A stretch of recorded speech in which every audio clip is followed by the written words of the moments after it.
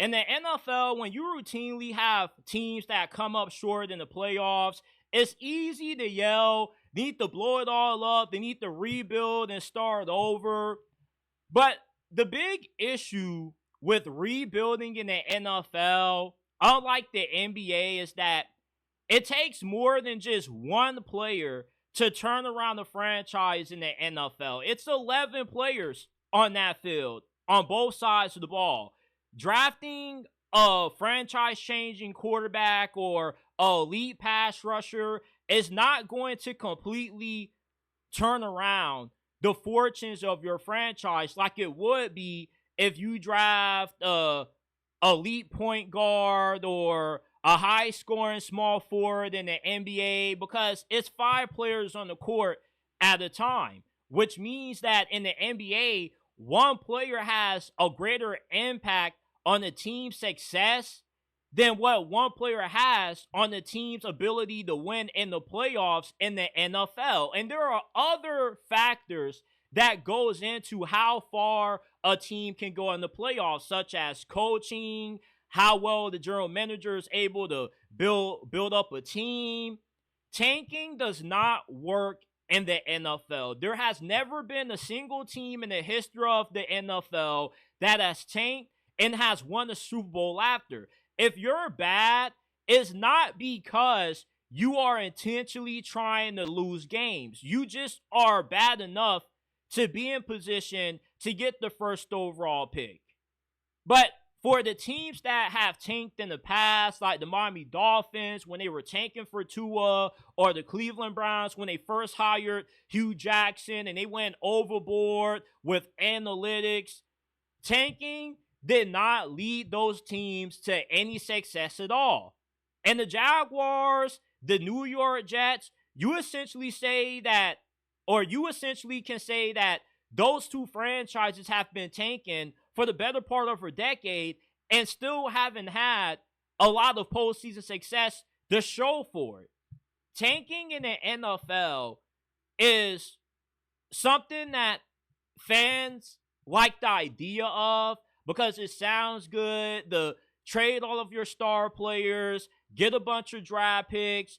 But if you're a team like the Pittsburgh Steelers and you were to trade away Cam Hayward, TJ Watt, Minka Fitzpatrick, and you get, let's say, 5 first-round picks after trading those guys, there's no guarantee that you're going to be able to hit on the draft compensation that you get in return for those players. Those are 3 Hall of Fame level players that you're getting rid of, which means that you would need to replace them in the draft with Hall of Fame level players. And it's just unrealistic to expect that. There is a high bust rate when it comes to first round picks. You have a very low chance of finding a 10, 12-year starter in the NFL draft. And the chances of you finding a Pro Bowl caliber or all-pro level player greatly diminish.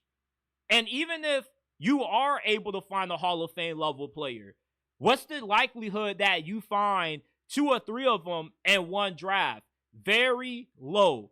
At best, in a good draft, an ideal draft, maybe you find 1 all-pro level player and then you walk away with a bunch of high-level starters in the middle portions of the draft like the Baltimore Ravens have done routinely.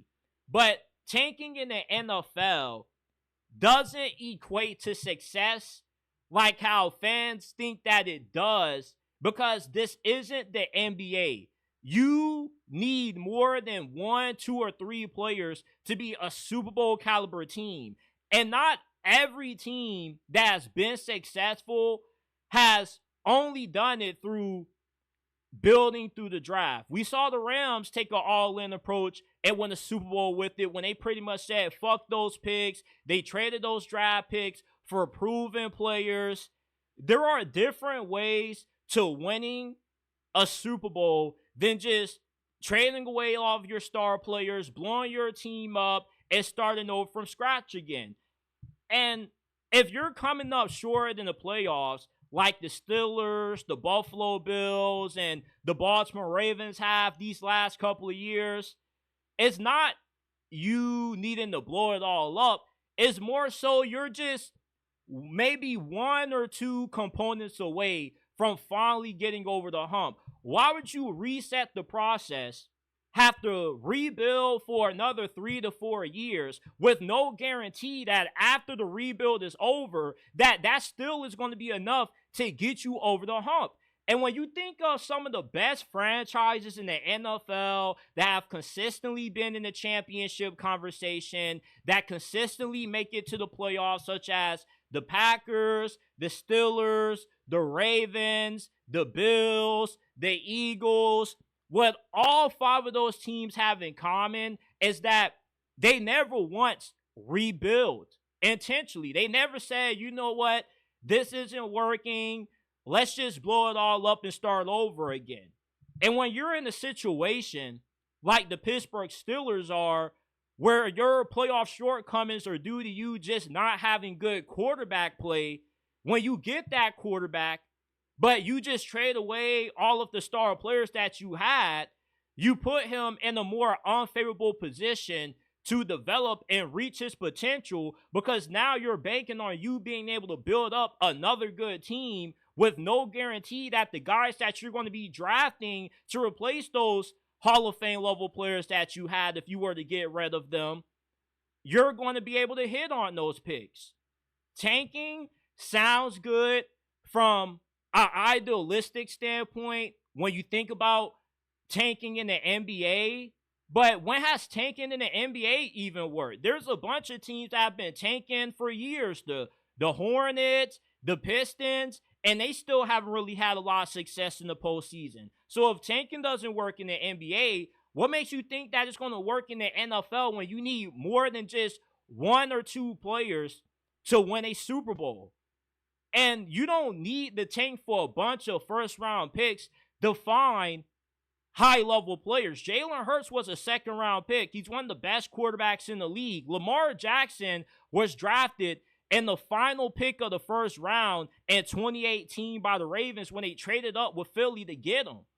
Not every elite player always goes high in the draft. You can find a lot of good players sprinkled all throughout the draft. Some of the greatest players that have ever played in the NBA or in the NFL were not first-round picks or late first-round selections. So just trading away all of your star players for a bunch of picks is just a recipe to further keep you from being able to get over the hump, because there just is no guarantee that trading everybody is going to be the formula to you finally being able to be in the Super Bowl, to be able to win a Lombardi trophy. It just doesn't work in this climate of the NFL, and it doesn't really work in the NBA all that well. Now, you can say, well, the Bengals got Joe Burrow, and if you get a franchise quarterback, that changes everything, which makes tanking worthwhile in the NFL. Okay, cool, the Bengals got Joe Burrow, but did they win a Super Bowl with Joe Burrow? No, they lost in the Super Bowl with Joe Burrow's second season, and there's a strong possibility that we might not ever see Joe Burrow in another Super Bowl ever again for the remainder of his career. There are just more factors that goes into building a championship team than just acquiring a bunch of picks. It's about roster construction. Can you find good bargains in free agency? Zach Bond was an All-Pro last year for the Philadelphia Eagles after being a bona fide special teams player for the majority of his NFL career up to this point.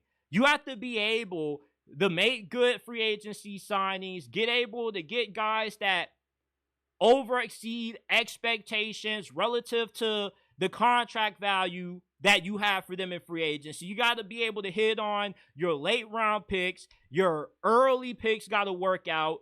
It's more than just having 6 or 7 first round picks and thinking that that's going to be enough to make you a Super Bowl team. This is not Madden. This is real life.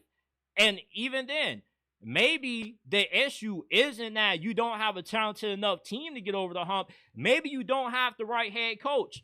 When the Tampa Bay Buccaneers won their first Super Bowl, they were coming up short consistently with Tony Dungy in the playoffs. So what did they do? They fired Tony Dungy and they traded for John Gruden. And then John Gruden's first season as the Buccaneers head coach, they won it all. Maybe the issue isn't your team doesn't have enough talent, but maybe your team just doesn't have the right coach.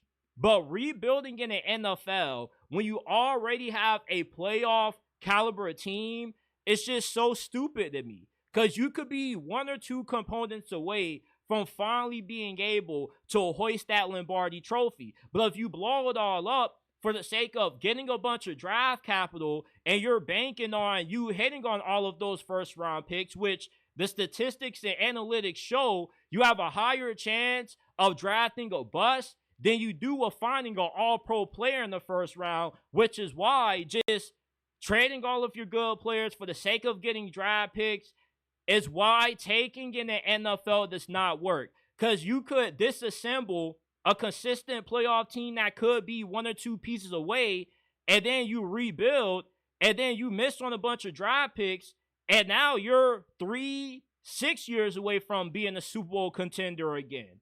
You're better off just trying to build off what you already have than what you are just starting over. Because tanking in the NFL has never showed us that it's worthwhile as far as a team that's been able to successfully tank and get a Super Bowl out of it.